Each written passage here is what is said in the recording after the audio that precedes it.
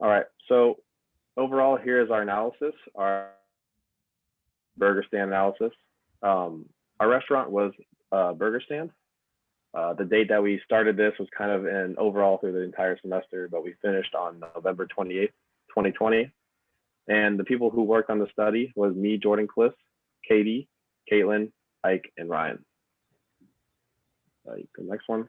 So overall, with the background throughout the entire thing, the main problem that we went over was we wanted to know customer loyalty during COVID times, and we wanted to base this off working and non-working students and customers. And so the overall competitive analysis for this was we based this competitive analysis off these two other restaurants, Jefferson's and Dempsey's, which you'll see on the next slide. Go ahead. Okay. So overall for this one, we saw that Burger Stand has a main focus on burgers, which helps them stand out a little better compared to all the other ones. They still all sell food, even though COVID's still going on. But the main difference between all this is that Burger Stand only does carry out only at the time. So that is a weakness of theirs at the moment. And also we saw that they're a little more pricey than all the others. But overall, Burger Stand definitely has a little more strengths, we feel, than Jefferson's and Dempsey's. But there's a few things that we think that we can improve on. So for the qualitative research with this, we made a focus group of people in Lawrence to find out a little more information on Burger Stand. And we also wanted to know how they would feel if we implemented a loyalty program. So a summary for the responses is, when we asked people of their current feelings to Burger Stand, they thought it was a little overpriced. They were a little annoyed when they took away the late night special, which was when after a certain time after night, it was a $5 special where they could get burger and fries for cheap. But overall, they love the quality of Burger Stand and they think it's way better than all the others. So some of the habits when people go out was that they usually go out with friends and they like to choose places that are a little cheaper. So when they had that special, we found out, that they definitely like to go out more and they love that special because it made everything cheaper. And they're not overly cheap at the moment, but the quality is kind of why they keep that high price. And when we asked people for ideas for the loyalty program, the main thing that they said is they wanted the program to be simple, like a punch card. So something that they can go in and every time they bought, they could check something off or punch the card, and potentially they wanted to earn something that would be free instead of discounts because, free kind of stands out to them more. They feel like they're actually getting something. So overall, in conclusion, people said that they like the quality of Burger Stand. They feel like it's a little overpriced, so they would like that Burger Stand to go on that loyalty program, and we think that it will overall help them. So the research objectives for this, based on the focus group, is that the research will help Burger Stand gauge customer attitudes towards food safety now versus COVID-19. And this research will help Burger Stand evaluate what aspects are more attractive / important to potential customers. So overall, with the feedback, we thought that the survey was actually very effective.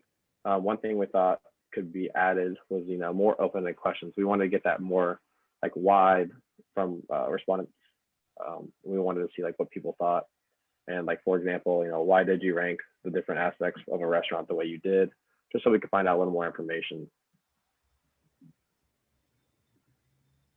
Yeah, so then we kicked off our research with a frequency analysis based on the percentage of meals eaten inside a restaurant instead of takeout.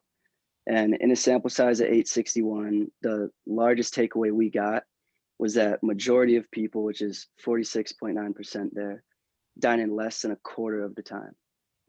So we thought it sounded about right with everything going on. Then we jumped into an independent sample t-test to measure the importance of COVID-19 precautions when dining in compared with work status. And in a similar sample size, just split between work status, so working and non-working, we found that the non-working individuals ranked the importance of those COVID precautions higher than the working, which we thought was kind of interesting, although they were very close. So then we went ahead and further explored this work status thing. So we did a cross-tab analysis.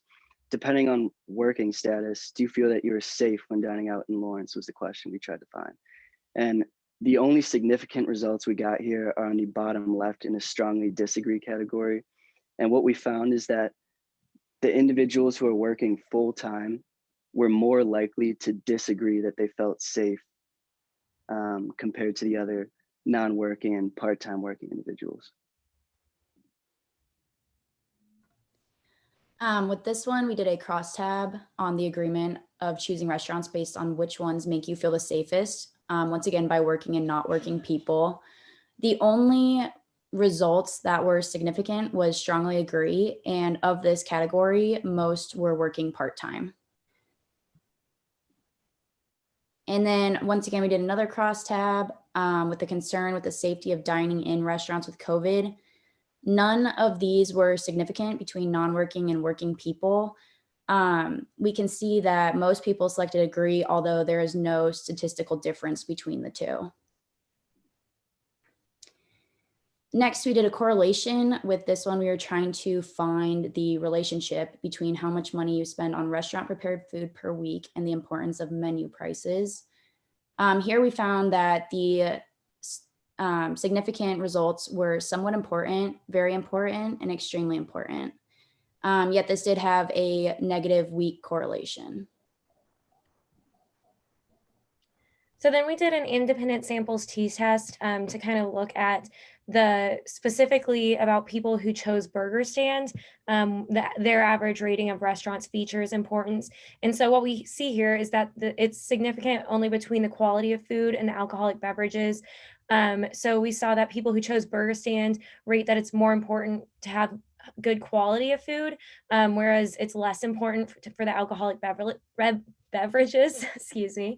And then we did a correlation analysis, which this correlation is not significant, but it's about how often a person eats restaurant prepared food, and their concern about how confident they are that restaurant has safety precautions in place. So while this correlation wasn't significant, we can't really tell that there's a correlation between the two of them, but we do know that people are not necessarily choosing to eat out more or less because of how confident they feel.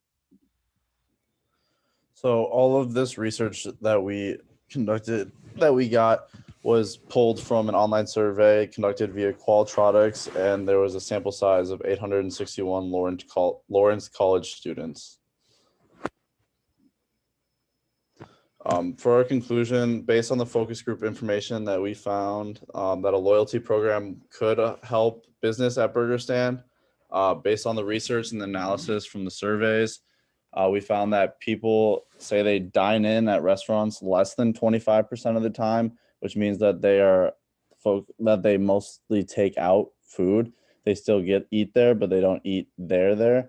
We also found that people who choose Burger Stand rate quality of food as something that is very important, while also rating alcoholic beverages as a low importance. Therefore, our recommendation is that Burger Stand focuses its marketing efforts on creating a loyalty program and marketing its takeout opportunities, as well as its quality of food. And so that concludes our analysis for this semester. Thank you so much.